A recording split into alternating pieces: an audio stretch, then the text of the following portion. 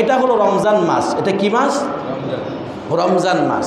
এই রমজান মাস এত দামি হলো কি করে? এটা এই দামি হয়েছে রমজান মাসের অন্যতম দামি হওয়ার পিছনে যে কারণ, সেই কারণটা হলো কোরআন। সে কারণটা কি? কোরআন। 12টা মাসের মধ্যে রমজান মাস অত্যন্ত দামি মাস, অত্যন্ত দামি মাস। কেমন দামি? এই দিনে যদি আপনার একটা নেকির কাজ করা যায়, রমজান মাসের দিনে যদি অথবা রাতে যদি কোনো একটা নেকির কাজ করা যায়, এই মাসের বরকতে আল্লাহ তাআলা রাব্বুল আলামিন একটাকে 70 দিয়ে গুণ করে তা 70-এ রূপান্তর করে দেয়। একটা সওয়াবের কাজ করলে 70টা, একটা ফরজ আদায় করলে 70টা ফরজ, এক ওয়াক্ত নামাজ আদায় করলে 70 ওয়াক্ত নামাজের সওয়াব, এক মাস নামাজ আদায় করলে 70 মাস নামাজ আদায় করার সওয়াব। ঠিক না বে ঠিক? কয় মাস? 70 মাস। তার মধ্যে আরেকটা রয়েছে বরকতপূর্ণ রাত, সেটা কি? লাইলাতুল কদর। লাইলাতুল কদর, লাইলাতুল কদর এক রাত্রিতে ইবাদত করলে পরে আপনার 83 বছর 6 মাস। কয় মাস? 83 বছর 6 মাস ইবাদত করার সব পাওয়া যাবে। এটা কি জন্য? রাসূল করিম সাল্লাল্লাহু আলাইহি ওয়াসাল্লামের কাছে জিবরাইল আমিন আয়েশা উপস্থিত, ইয়া রাসূলুল্লাহ, ইয়া হাবিবাল্লাহ, আপনার জন্য একটা খুশির সংবাদ নিয়ে এসেছি, অনুগ্রহ করে আপনি আমার দিকে তাকান। রাসূল করিম সাল্লাল্লাহু আলাইহি ওয়াসাল্লাম নামাজের মুসাল্লা থেকে সালাম ফিরায় ঘুরা তাকাইলেন। তাকায় দেখে ভাই জিবরাইল এসে উপস্থিত। জিবরাইল কি এমন খুশির সংবাদ নিয়ে আসছো? ইয়া রাসূলুল্লাহ, ইয়া হাবিবাল্লাহ, আপনার জন্য এমন এক খুশির সংবাদ নিয়ে এসেছি, যেই খুশির সংবাদটা শুনলে পরে আপনি খুশিতে আত্মহারা হয়ে যাবেন। কারণ এই জমিনের মধ্যে আসার পর থেকে আপনি নিজের কথা কখনো চিন্তা করেন নাই, পরিবারের কথা কখনো চিন্তা করেন নাই, নিজের সন্তানের কথা কখনো চিন্তা করেন নাই, ছেলের কথা চিন্তা করেন নাই, মেয়ের কথা চিন্তা করেন নাই। সর্বক্ষণ আপনার মধ্যে যেই শব্দটা উচ্চারিত হয়েছে, সেই শব্দের নাম হলো ইয়া উম্মতি। আপনি উম্মতের ফিকির করেছেন। দুনিয়াতেই শুধু নয়, আপনাকে আল্লাহ দাওয়াত দিয়ে লৌহে মাহফুজে নিয়ে গেছে, আরশে আজিমে নিয়ে গেছে, সেখানে আপনাকে দাওয়াত দিয়ে নিয়ে গেছে আল্লাহ পাকের সঙ্গে একান্ত কথাবার্তা বলার জন্য। সেখানেও গিয়ে আপনি উম্মতকে ছাড়েন নাই, সেখানেও আপনি উম্মতের ফিকির করছেন। এই উম্মতের জন্য আল্লাহ পাক আপনাকে একটা অনেক বড় পুরস্কারের ঘোষণা দিছে। তোমার পুরস্কারটা কি? ইয়া রাসূলুল্লাহ, ইয়া হাবিবাল্লাহ, আল্লাহ তাআলা রাব্বুল আলামিনের পক্ষ থেকে আপনার উম্মতের জন্য একটা খুশির সংবাদ হলো এই, যে আল্লাহ তাআলা রাব্বুল আলামিন হাসরের ময়দানে আপনার 70,000 উম্মতকে বিনা হিসাবে জান্নাত দান করবে। সংবাদটা ছোট না বড়? অনেক বড়। আল্লাহু আকবার। 70,000 গুনাহগার উম্মতকে আল্লাহ তাআলা রাব্বুল আলামিন মাফ করে বিনা হিসাবে জান্নাত দান করবে।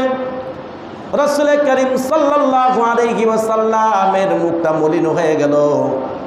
জিবরাইল আমিন জিজ্ঞেস করতেছে, ইয়া রাসূলুল্লাহ, ইয়া হাবিবাল্লাহ, আপনাকে এত বড় একটা সুসংবাদ দিলাম, আপনার 70,000 গুনাহগার উম্মত, 70,000 গুনাহগার উম্মত, তাদেরকে আল্লাহ পাক বিনা হিসেবে জান্নাত দিবে।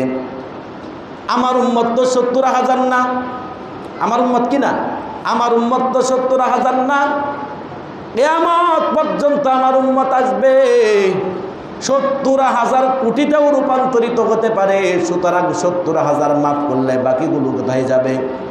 আমি এই জন্য চিন্তিত। সুতরাং তুমি যে এই খুশির সংবাদটা দিয়েছ, এটা আমি রাসূল গ্রহণ করব কি করব না, নাকি ফিরাইয়া দিব? আমি তোমাকে আগামীকালকে এটার জবাব দিয়ে দিব। তার মধ্যে আমি আগে একটু পরামর্শ করে নেই। আমি আগে কি করি? একটু পরামর্শ করে নেই। রাসূল করিম সাল্লাল্লাহু আলাইহি ওয়াসাল্লাম জ্ঞান বৃদ্ধ, বয়স বৃদ্ধ সাহাবী হযরতে আবু বকর সিদ্দিক রাদিয়াল্লাহু তাআলা আনহুর সঙ্গে পরামর্শ করলেন, আবু বকর, জিবরাইল আমিন আইসা আমাকে এই সুসংবাদ দিছে, হাসরের ময়দানে 70,000 গুনাহগার উম্মতকে বিনা হিসাবে জান্নাত দিবে। এখন এই অফারটাকে আমি রাখবো কি রাখবো না? আবু বকর সিদ্দিক রাদিয়াল্লাহু তাআলা আনহু জ্ঞানবিদ্ধ সাহাবী, তিনি বলতেছে, ইয়া রাসূলুল্লাহ, ইয়া হাবিবাল্লাহ, বর্তমানেই তো আমরা 100 লক্ষ সাহাবী আছি, আমাদেরকে বিনা হিসাবে 70,000 বাদ গেলে এখানে আরো তো সাহাবীরাই অবশিষ্ট থাকে, তা সাধারণ উম্মত তারও যাবে কোথায়? কারণ আমরা সাহাবী, আমাদের যে গুনাহ নাই তার তো কোনো নিশ্চয়তা নাই, ঠিক না বেঠিক? তা সাহাবী তো আছে 100 লক্ষ, তা 100 লক্ষ থেকে যদি 70,000 জান্নাত দেয় আল্লাহ বিনা হিসাবে, তা বাকিরাই তো জাহান্নাম। ইয়া রাসূলুল্লাহ, ইয়া হাবিবাল্লাহ, এই অফার রাখা যাবে না, ফিরাইয়া দেন। কি করেন?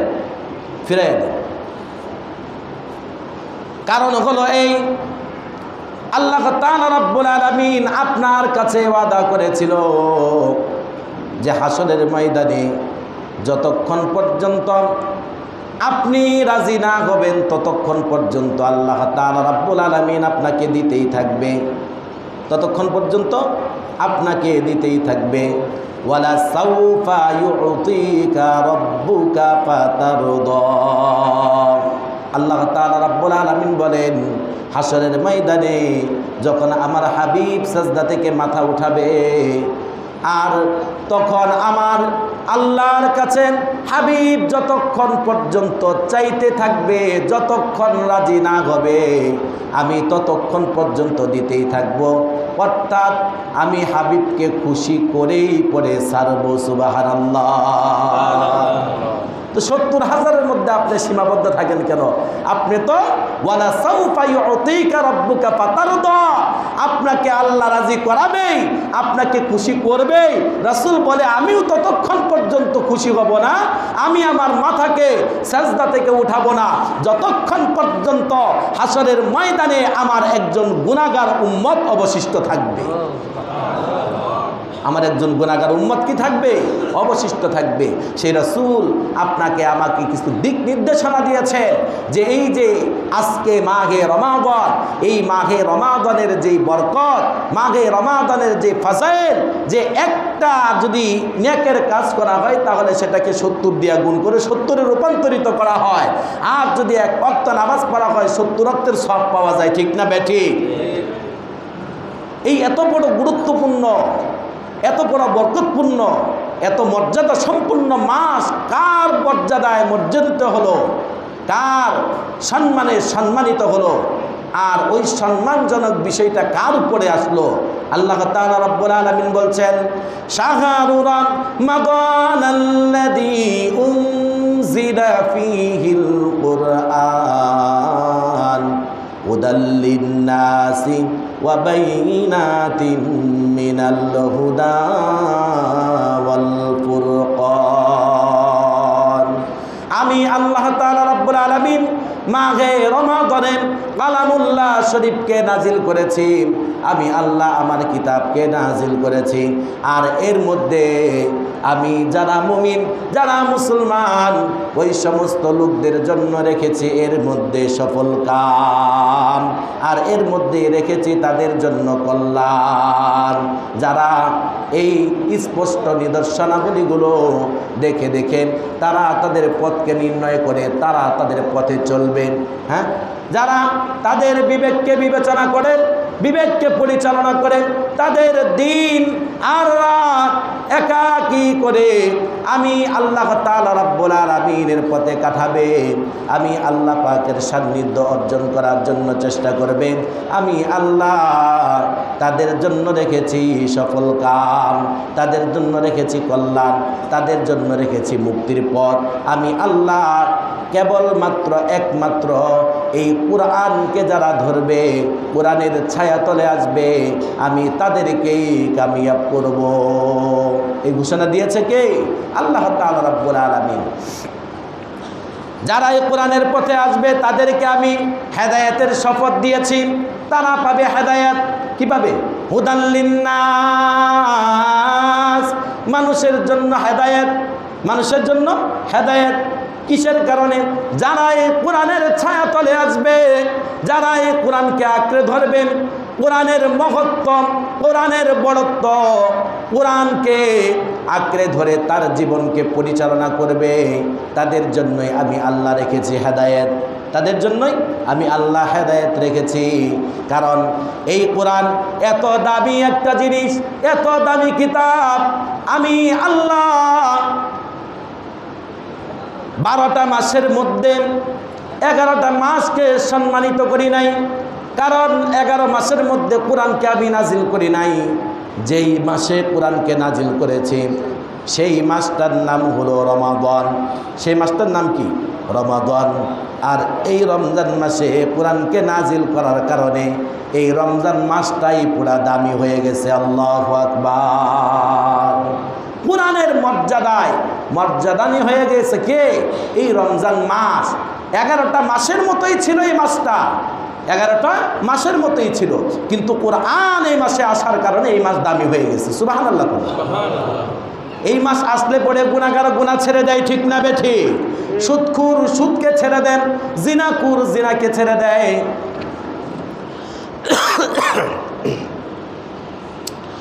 মদখোর মদকে ছেড়ে দেয়। 11 মাস জিনা করেছি, ব্যভিচার করেছি, মদ্যপান করেছি, সুদ খেয়েছি, ঘুষ খেয়েছি। রমজান মাস এসে গেছে, এখন আর করা যাবে না, এখন আর করা যাবে না, এখন থেকে আর গুনার কাজ করব না। 11 মাস গুনাহ করে রমজান মাস আসলে পরে গুনাহ করে না, এমন লোক আছে না নাই?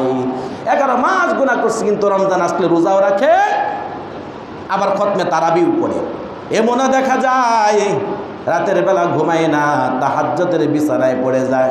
এক পর্যায়ে ওই গুনাহগার ব্যক্তিটা সমাজের মধ্যে সবচাইতে নিকৃষ্টতম গুনাহগার। এই গুনাহগারটা সমাজের মধ্যে 1 নম্বরে নেককার ব্যক্তিতে রূপান্তরিত বানায়া দেয় কে? কিসের কারণে? কোরআনের ছায়াতলে আসার কারণে। কারণ রমজান মাস এটা তো মর্যাদাবান হয়েছে কোরআনের কারণে। কোরআনকে মুহাব্বত করলো, কোরআনকে আজমত করলো, কোরআনের ছায়াতলে আসলো, কোরআনের সংস্পর্শে আসার কারণে যেমনিভাবে রমজান মাসটাই দামি হয়ে গেছে। এই মাসটাকে সম্মান করার কিসের অর্থ? কোরআন। এই মাসকে সম্মান করার অর্থ হলো কোরআনকে সম্মান করা। যেই ব্যক্তি এই মাসকে সম্মান করলো সে কোরআনকে সম্মান করলো, আর যে কোরআনকে সম্মান করলো আল্লাহ বলে আমি আল্লাহ তাকে নিজেই সম্মান প্রদর্শন দিয়া দিব ইনশাআল্লাহ। ঠিক না বেঠিক? তার সম্মান বাড়াইয়া দিবে কে? আল্লাহ বাড়াইয়া দিবে। আল্লাহ তাআলা রব্বুল আলামিন আবারও ঘোষণা দিয়ে দিতেছেন যে কোরআন নাজিলের মাসের মধ্যে আমি এমন একটি রাত্রি রেখেছি যে রাত্রিটা হাজারো মাসের চাইতে উত্তম। যে রাত্রিটা হাজারো মাসের চাইতে উত্তম। 11টা মাসের মধ্যে কোনো এরকম রাত নাই যেই মাসের মর্যাদা এত রয়েছে, কিন্তু এই গুরুত্বপূর্ণ আর মহত্বপূর্ণ এই রাতটাও রেখেছি আমি মাহে রমাদানে। এটারও কারণ আছে। কারণটা কি? কারণ এই রাত্রিতেই কোরআন নাজিল হয় এই জমিনের মধ্যে। এই রাত্রিতেই সর্বপ্রথম কোরআন নাজিল হয় এই জমিনের মধ্যে। জমিনের মধ্যে প্রথম আসমান থেকে রাসূল করিম সাল্লাল্লাহু আলাইহি ওয়াসাল্লামের উপরে সর্বপ্রথম যে আয়াতগুলো যেই রাত্রিতে নাজিল হয়েছিল এই রাত্রিটাই হলো লাইলাতুল কদর। এই রাত্রিটাই কি? লাইলাতুল কদর। আল্লাহ তাআলা রাব্বুল আলামিন আর এই ঘোষণা, এই সংবাদ দিয়ে দিয়েছেন সূরাতুল কদর নামে একটা সূরা নাজিল করে। ইন্না আনজালনাহু ফি লাইলাতিল কদরি ওয়া মা আদরাকা মা লাইলাতুল কদরি। যে এরকম একটা প্রশ্ন আছে যে আল্লাহ তাআলা রাব্বুল আলামিন রমজান মাসে কোরআন নাজিল করেছেন, আবার আরেক জায়গায় আছে যে কদরের রাত্রিতে কোরআন শরীফ নাজিল করেছেন। এখন আপনারা বলেন তো দেখি যে রমজান মাসের মধ্যে লাইলাতুল কদর আছে না নাই? অন্য মাসের মধ্যে বুঝি কদর আছে? আছে? অন্য কোনো মাসের মধ্যে লাইলাতুল কদর নাই। লাইলাতুল কদর তো হয় কেবলমাত্র একমাত্র মনোনীত মাসগুলোর মধ্যে অন্যতম একটি সম্মানিত মাস, আর সেই মাসটার নাম হলো রমজান মাস। সেই মাসটার নাম কি? রমজান মাস। যেই মাসে আল্লাহ কোরআন নাজিল করেছে, এই মাসের মধ্যে কদরের রাত্রিতে আল্লাহ তাআলা রব্বুল আলামিন তার নিজের কালাম, তার নিজের কথাগুলো এই জমিনের মধ্যে নাজিল করেছেন, যার উপরে তিনি হলো আখিরি জামানার নবী মুহাম্মদুর রাসূলুল্লাহ সাল্লাল্লাহু আলাইহি ওয়াসাল্লাম, যিনি সমগ্র কুল কায়নাতের নবী, আসমানের নবী, জমিনের নবী, সমগ্র মাখলুকাতের নবী, যা কিছু সৃষ্টি করেছে সব কিছুর নবী হলো নবী মুহাম্মদুর রাসূলুল্লাহ সাল্লাল্লাহু আলাইহি ওয়াসাল্লাম। যেমন শ্রেষ্ঠ নবী, যার শ্রেষ্ঠত্ব যা আল্লাহ তাআলা রব্বুল আলামিন যার শ্রেষ্ঠত্বের বড়ত্বের দিক থেকে তাকে সম্মানিত করেছেন বড় কিতাব দিয়ে, বড় কালাম দিয়ে, যেই কালাম আর অন্য কোনো নবীদেরকে দেওয়া হয় নাই। কেবলমাত্র একমাত্র একজন নবীকেই দেওয়া হয়েছে সেই কালাম। তিনি কে? মুহাম্মদুর রাসূলুল্লাহ সাল্লাল্লাহু আলাইহি ওয়াসাল্লাম। আখিরি জামানার নবী মুহাম্মদুর রাসূলুল্লাহ সাল্লাল্লাহু আলাইহি ওয়াসাল্লাম তিনি বলেন, এই মাহে রমাদান তুমি যদি একটা প্রকৃত মুমিনে রূপান্তরিত হতে চাও, গুনাহ থেকে বেঁচে যদি তুমি আল্লাহর সঙ্গে সম্পর্ক স্থাপন করতে চাও, তুমি যদি জান্নাতের মেহমান হতে চাও, গুনাহগুলোকে মুছায়া যদি তুমি বেগুনাহ মাসুম হতে চাও, তাহলে তুমি এই রমজানকে স্মরণ করো, রমজানকে অনুসরণ করো, রমজানের মধ্যে তুমি আল্লাহর দরবারে পানা চাও, রমজানের মধ্যে কান্নাকাটি করো, রোনা জারি করো। কারণ হলো এই যে এই রমজান মাস এত বড় গুরুত্বপূর্ণ মাস, যেই মাসের মধ্যে একটা নেকির কাজ করলে তাকে রূপান্তর করে দেন 70-এ। সবের কাজ করছে একটা, কিন্তু সেটাকে বাড়ায়া কত করবে? 70 গুণ বাড়ায়া দিবে কে? আল্লাহ তাআলা রব্বুল আলামিন। একটা আয়াত পড়ছে, 70টা আয়াত পড়লে যেই সব হইতো ওই পরিমাণ সব তার আমল নামায় দিয়ে দিবে। আর এই রমজান মাসে কালামুল্লাহ শরীফের আয়াতের ব্যাপারে অত্যন্ত গুরুত্বপূর্ণ একটি বিশেষ অফার আপনার আমার জন্য রয়েছে। সেটা হলো এই যে রমজান মাসের মধ্যে যখন নাকি কোনো ব্যক্তি একটি কালামুল্লাহ শরীফের আয়াত তেলাওয়াত করে, রাসূল বলেন যে অন্যান্য মাসের মধ্যে রাত্রি যাপন করে নফল ইবাদত করলে যেই পরিমাণে সব হইতো, রমজান মাসে একটা আয়াত তেলাওয়াত করার কারণে ওই পরিমাণ সব তার আমল নামায় লিপিবদ্ধ করে দেওয়া হয়। সুবহানাল্লাহ। তো কত গুরুত্বপূর্ণ! আর এই কালাম এমন এক কালাম, যে কালাম মানুষের অন্তরে নাই, মুমিনের অন্তরে নাই, আপনার আমার সিনার মধ্যে নাই। রাসূল করিম সাল্লাল্লাহু আলাইহি ওয়াসাল্লাম তিনি বলেন যে এই সিনাটা, এই অন্তরটা, এই শরীরটা একটি বিরান ঘর, যেই ঘরের মধ্যে কোনো মানুষ বসবাস করে না। ওই ঘরের মধ্যে বসবাস করে কারা? সাপ, বিচ্ছু, ভয়ঙ্কর প্রাণীগুলো বসবাস করে। তেমনি ভাবে যেই সিনার মধ্যে, যেই অন্তরের মধ্যে কোরআন নাই, যেই বডির মধ্যে কোরআন নাই, সেই বডিটা হলো বিরান ঘর, সেই সিনাটা বিরান ঘর, সেই অন্তরটা মৃত, সেই অন্তরটা জিন্দা না। সেই অন্তরটা কি না? জিন্দা না।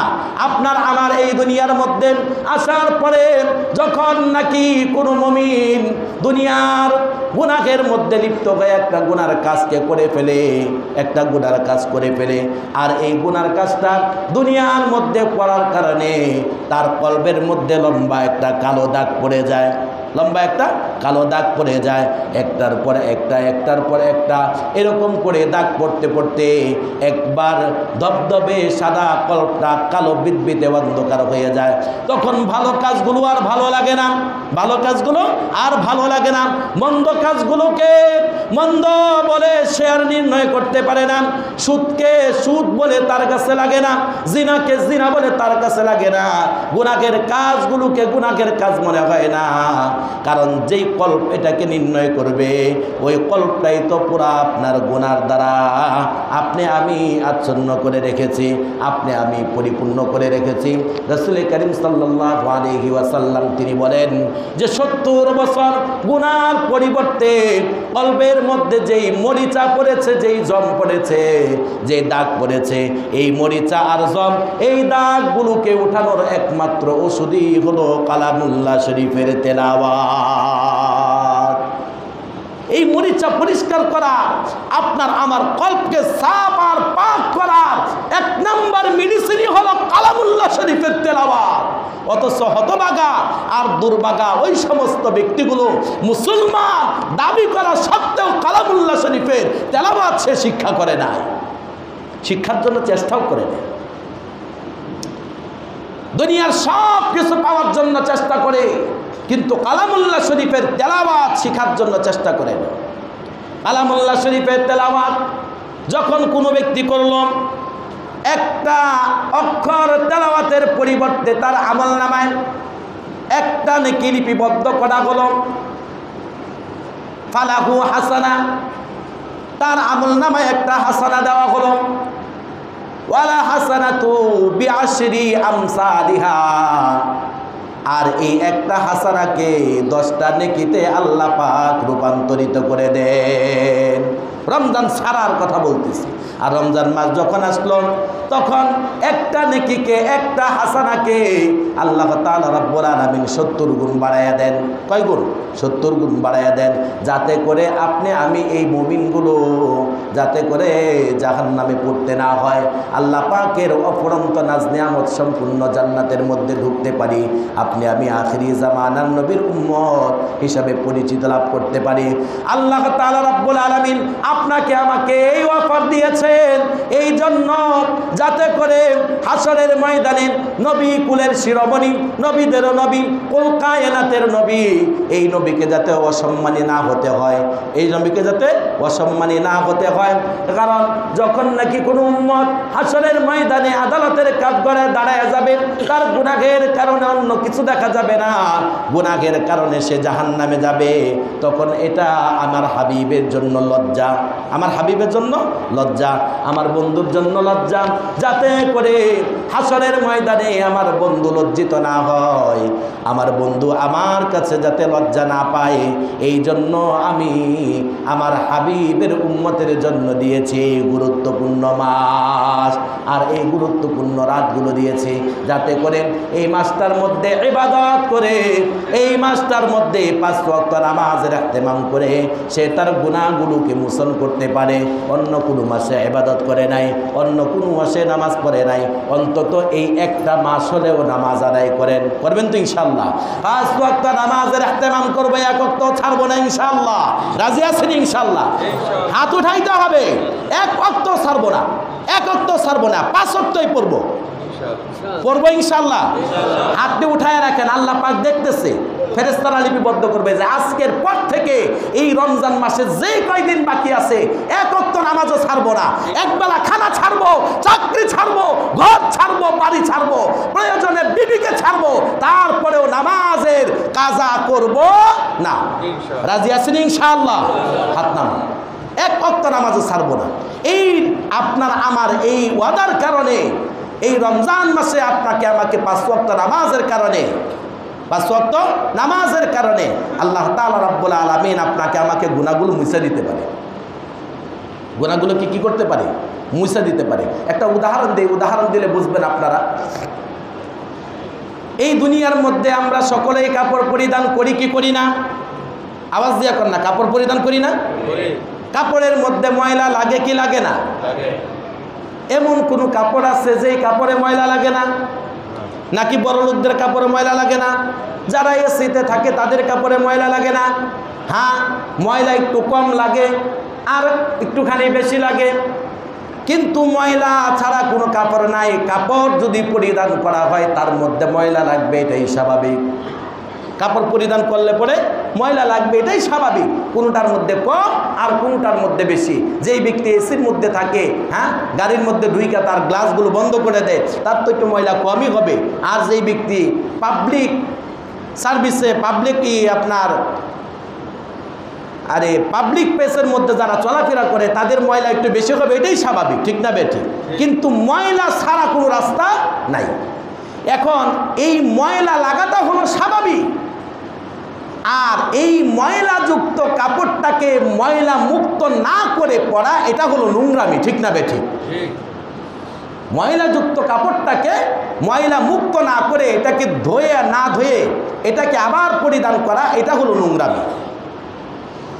তেমনি ভাবে আপনি আমি গুনাহ করেছি, গুনাহটা হলো স্বাভাবিক, কারণ গুনাহটা এটা হলো মানুষের আদত, মানুষের অভ্যাস। নামাজ ছেড়ে দিয়েছি, এটা গুনার কাজ করেছি। আল্লাহ পাকের হুকুমগুলো আদায় করতে পারি নাই, এটা গুনাহের কাজ করেছি। এটা হলো স্বাভাবিক। এটা কি স্বাভাবিক? মানুষ করবেই, কারণ মানুষের জন্মগত আদত, জন্মগত অভ্যাসই হলো মানুষ গুনাহ করবে। কিন্তু এই গুনাহ থেকে পানাহের জন্য আল্লাহর দরবারে পানাহ না চাওয়া, আল্লাহর কাছে না যাওয়া, গুনাহের রাস্তাগুলো অবলম্বন না করা, এটা হলো সবচাইতে আরো বড় বকরামি, এটা হলো গুরামি। ওটা যেমন নোংরামি, এটা নোংরামির উপরে এটা হলো গুরামি। আপনার মানুষ সব সময় সমান থাকে না, এক সময় উগ্র মেজাজি থাকে, শরীরের রক্ত তাজা থাকে, কিন্তু একটা সময় সে আস্তে আস্তে নত হয়ে যায়।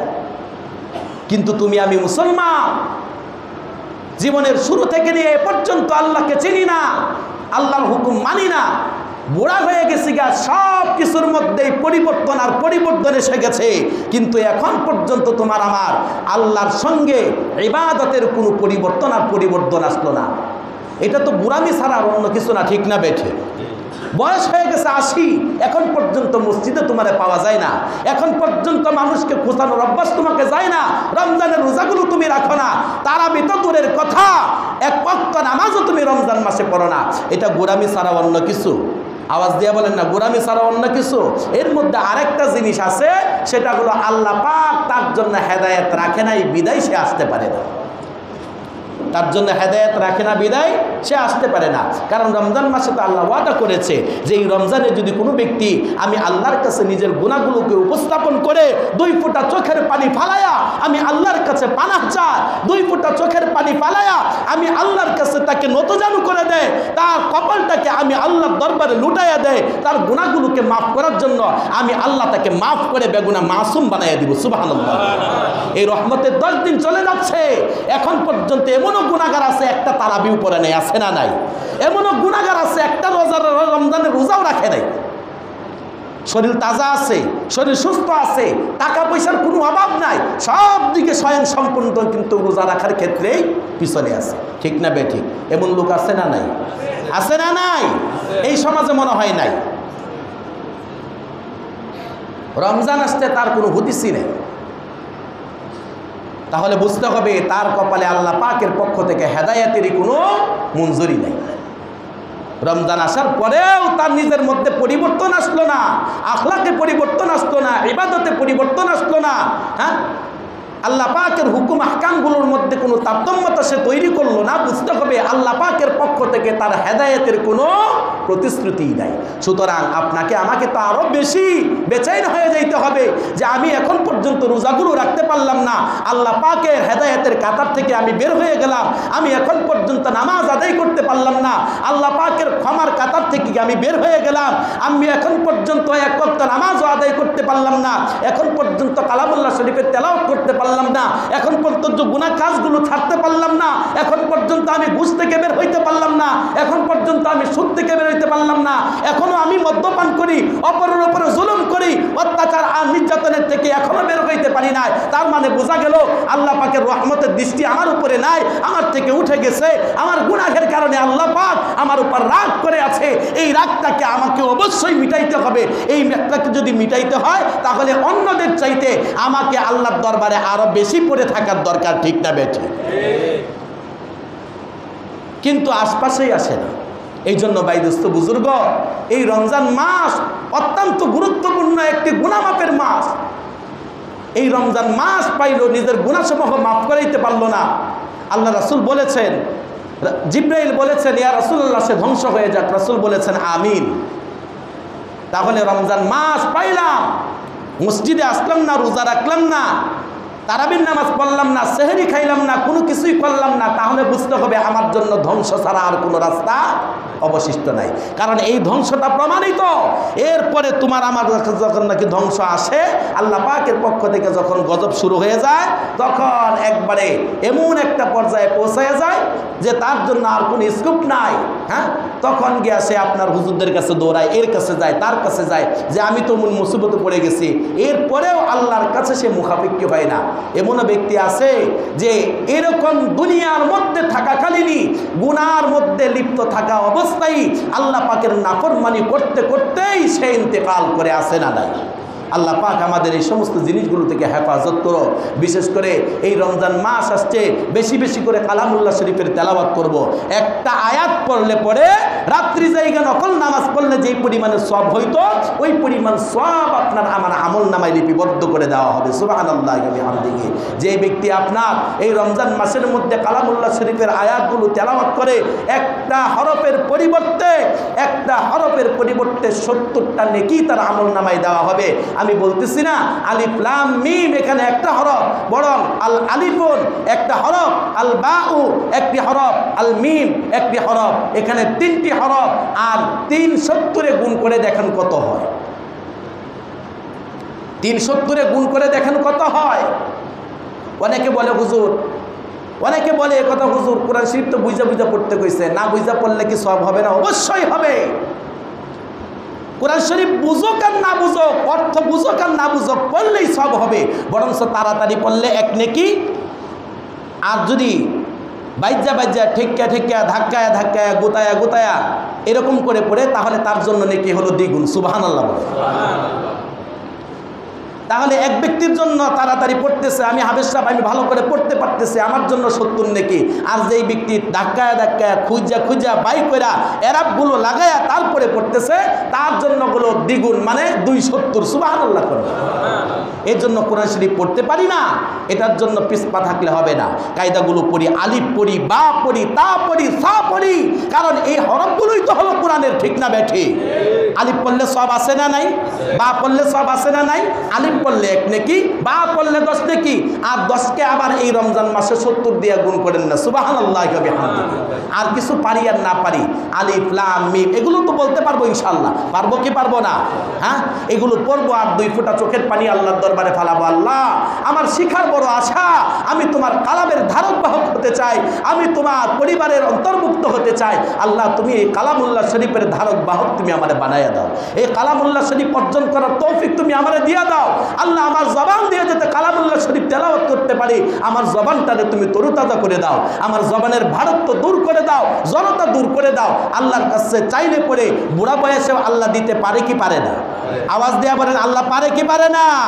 কিন্তু আপনার আমার চাওয়াটাই হলো সবচাইতে বড় বাধা। চাইতে পারি না, আল্লাহ দেওয়ার জন্য প্রস্তুত, আপনাকে আমাকে দেওয়ার জন্য প্রতিনিয়ত ডাকছে, কিন্তু আমি নিতে রাজি না। আমি কি না? নিতে রাজি না। এই জন্য বাইদোস্ত বুজুর্গ, আমরা ঘরে যারা আছি, বাহিরে যারা আছি, যখনই সময় পাই, সবচাইতে বড় নফল ইবাদতের মধ্যে সবচাইতে বড় যে ইবাদত, সেটা হলো কালামুল্লাহ শরীফের তেলাওয়াত। সেটা কি ভাই? কালামুল্লাহ শরীফের তেলাওয়াত। যত নফল ইবাদত আছে, সমস্ত নফল ইবাদতের মধ্যে সবচাইতে নফল ইবাদত হলো কালামুল্লাহ শরীফের তেলাওয়াত। আর এই রমজান মাসে এই কালামুল্লাহ শরীফের তেলাওয়াত করলে 1 অক্ষরে কয় নেকি? কন্যা কয় নেকি? আওয়াজ দিয়া বলেন না, কয় নেকি? 70টা নেকি লিপিবদ্ধ হবে, 70টা গুনাহ মাফ হবে। সুবহানাল্লাহ। আবার একটা গুনার কাজ করলে পরে 70 এটাকে গুণ করা হবে না, একটা গুনার কাজ করলে একটাই। আল্লাহু আকবার বলেন না।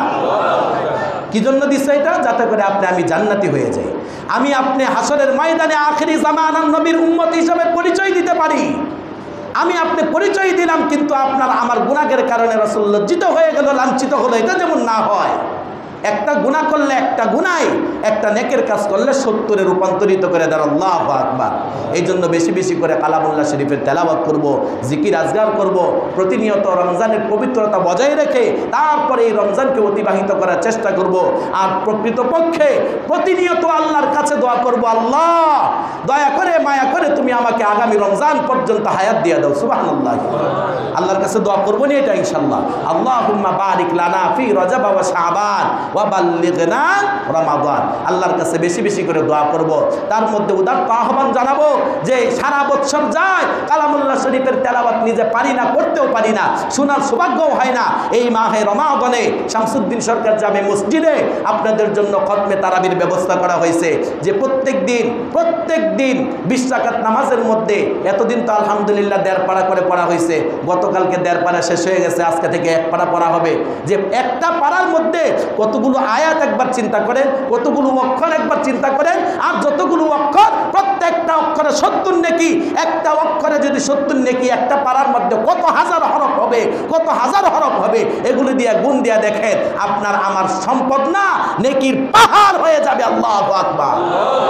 সারাদিনে যা করবো এর চাইতে আরো কয়েক হাজার গুণ মাত্র রাত্রে 1টা ঘন্টা মেহনতের পরে পরিবর্তন হয়ে যাবে ইনশাআল্লাহ। পড়বো তো ইনশাআল্লাহ? আওয়াজ দিয়ে পড়েন না, পড়বো তো ইনশাআল্লাহ? কয় রাকাত পড়বো? 20 রাকাত না 8 রাকাত? আওয়াজ দিয়ে বলেন কয় রাকাত? আজকের পর থেকে একটা তারাবিও ছাড়বো না, এক ওয়াক্ত নামাজও ছাড়বো না, তারাবি 20 রাকাতই পড়বো, 8 রাকাত পরে দৌড় দিব না। আরে মিয়া, তুমি যে দৌড় দিতেছো তোমার গুনার কোনো অন্ত আছে? হ্যাঁ, এই রমজানের পর থেকে, গত রমজান থেকে নিয়ে এই পর্যন্ত হিসাব করা যে তুমি কয় রাকাত নামাজ পড়ছো, কয় পৃষ্ঠা তুমি কোরআন শরীফের তেলাওয়াত করছো, কয় পারা তুমি পড়ছো, কোরআন শরীফের কয়টা খতম তুমি দিছো। হ্যাঁ, এখন তোমার জন্য খতম দেওয়ার সুযোগ এসে গেছে। কালামুল্লাহ শরীফের তেলাওয়াতের সমপরিমাণ মর্যাদাবান হওয়ার সময় এসে গেছে। কালামুল্লাহ শরীফ পড়লে যতটুকু সওয়াব, যদি অন্তরের কান লাগায় সেটাকে শুনে, তাহলে তার সমপরিমাণ সওয়াব। সুবহানাল্লাহ। যিনি পড়ছে তার 70 নেকি, আর যিনি শুনছে তারও 70 নেকি, বিন্দু পরিমাণ হেরফের নাই। আমি আপনি পড়তে গেলে ভুল হওয়ার আশঙ্কা আছে, তেলাওয়াতের মধ্যে গলদ হওয়ার আশঙ্কা আছে, কিন্তু হাফেজ সাহেব হুজুর যিনি পড়তেছে তার তেলাওয়াত গলদ না, তার সহি তরিকায় সহি তেলাওয়াত পিছন থেকে শুনবো, আর শোনার পরিবর্তে প্রত্যেকটা অক্ষরে অ্যাকাউন্টে 70 নেকি করে ঢুকায় নিয়ে যাবো ইনশাআল্লাহ। রাজি আছি তো ইনশাআল্লাহ? আল্লাহ তাআলা রাব্বুল আলামিন আমাদের সকলকে কালামুল্লাহ শরীফের মর্যাদা বুঝে, তার মহত্ব বুঝে, গুরুত্ব সহকারে কালামুল্লাহ শরীফের তেলাওয়াত করার তৌফিক দান করুক। সকলে বলুন আমিন। ওয়া আখির দাওয়ানা আলহামদুলিল্লাহি রাব্বিল আলামিন।